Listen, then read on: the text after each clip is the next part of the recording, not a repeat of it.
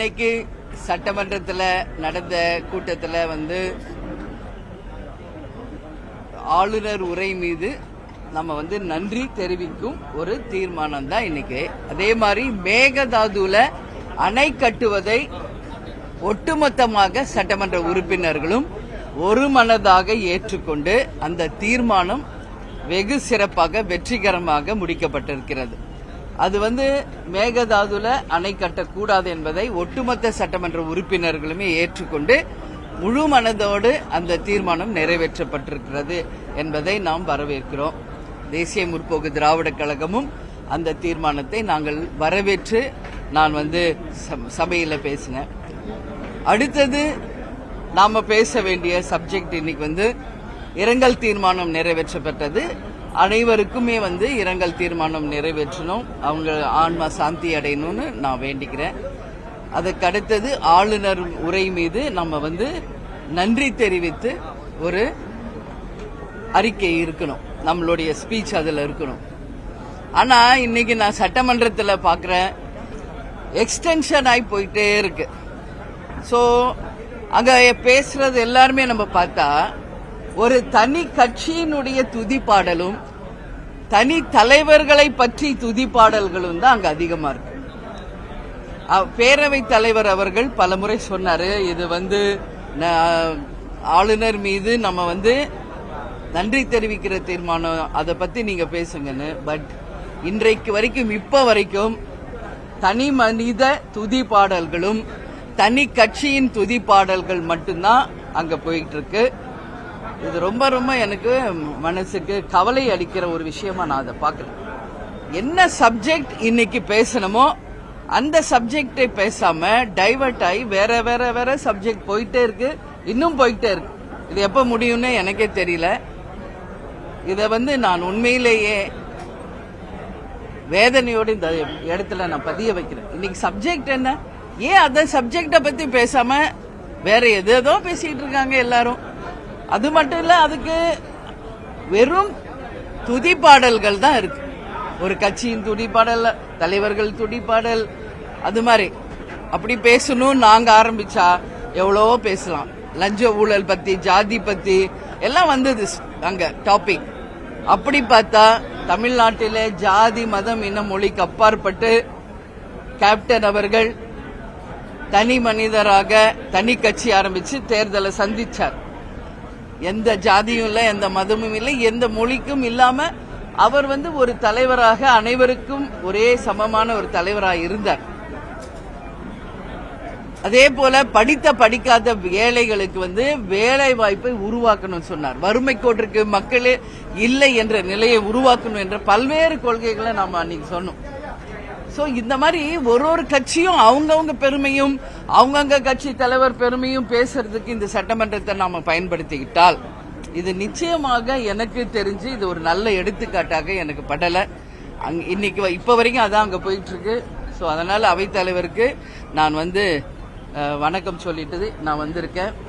நிச்சயமாக ஆரோக்கியமான ஒரு விவாதங்களாக இருக்க வேண்டும். அன்னைக்கு என்ன சப்ஜெக்டோ அந்த சப்ஜெக்டுக்குரிய விவாதமாக இருந்தால் அனைவராலும் வரவேற்கப்படும் என்பதை இந்த நேரத்தில் நான் பதிய வைக்கிறேன். அதுதான் இதுதான் கேப்டன் அன்னிலிருந்து சொல்றார். நேரலையிலே கொண்டு வாங்க, தமிழ்நாடு முழுக்க இருக்கின்ற மக்கள் சபையில் நடக்கும் நிகழ்வுகளை நேரடியாக பார்க்கணும். இன்னைக்கு அப்பதான் மக்களுக்கு தெரியும். இப்போ இங்க நான் இதையும் இன்னைக்கு பதிய வச்சேன். இன்னைக்கு இந்த சபை நடக்கிறது யாருடைய பணத்துல? மக்கள் வரி பணத்துல தான் இங்க சட்டசபையே நடக்குது. ஒவ்வொரு கூட்டமும் இங்க மக்கள் வரி பணத்துல நடக்குது. அப்ப மக்கள் இங்கு நேரலையில இந்த நிகழ்வை பார்க்கறதுல என்ன தவறு என்பதை தான் கேப்டன் அன்னைக்கு கேட்டார். ஒரு ஆளுங்கட்சி பக்கம் மட்டும் நீங்க நேரலை பண்றீங்களே, ஒட்டுமொத்தமாக சமமாக நீங்க நேரலை பண்ணுங்கன்னு கேட்டார்.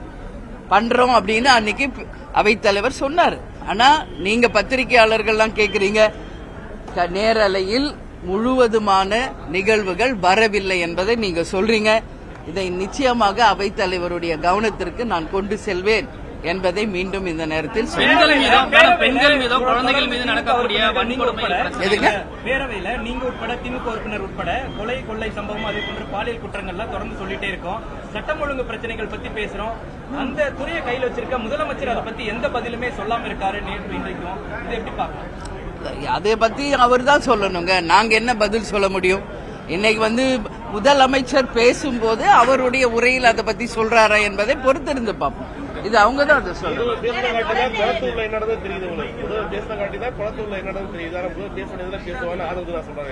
அது ஆதவ அர்ஜுன் நீங்க கேளுங்க. மத்தவங்க பேசுனதை பத்தி தயவு செஞ்சு என்கிட்ட கேட்காதீங்க.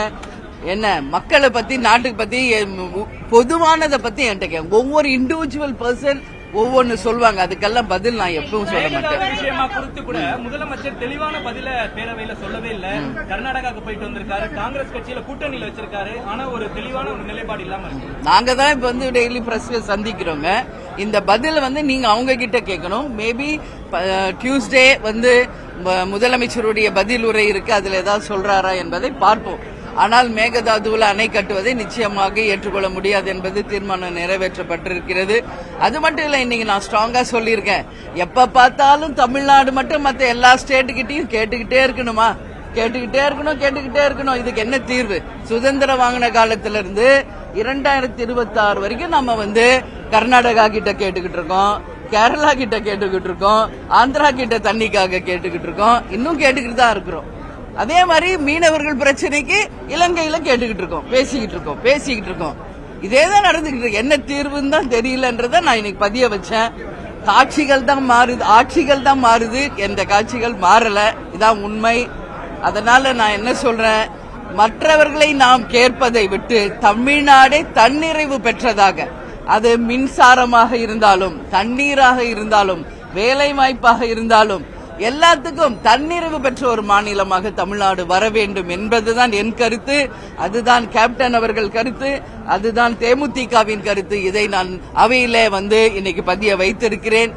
அது போன்ற ஒரு மாற்றத்தை தான் மக்கள் எதிர்பார்க்கிறார்களே ஒழிய இங்க ஆட்சிகள் மட்டும் மாறிக்கிட்டு காட்சிகள் மாறாம இருக்கிறதை மக்கள் எதிர்பார்க்கவில்லை. அப்படி கிடையாது. அன்னில இருந்து இன்னைக்கு வரைக்கும் கேட்டுக்கிட்டு தானே இருக்கும். சுதந்திரம் வாங்கினதுல இருந்து இன்னைக்கு வரைக்கும் நீங்க ஒரு எக்ஸாம்பிள் எடுத்துக்கங்க. ஒவ்வொரு முறையும் காவேரி தண்ணிக்காக போய் கர்நாடகா கிட்ட கேட்கிறோம்.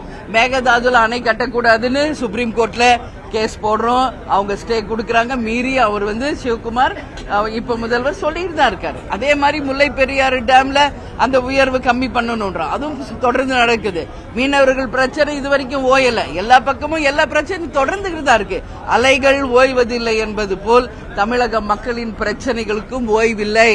இதைத்தான் மாறணும். தன்னிறைவு பெற்ற ஒரு மாநிலமாக தமிழகம் இருக்கணும் அப்படின்னு தான் இன்னைக்கு நான் பேசியிருக்கேங்க. அதுதான் என்னுடைய இன்னைக்கு அவையில் நான் பேசியது. நன்றி, வணக்கம்.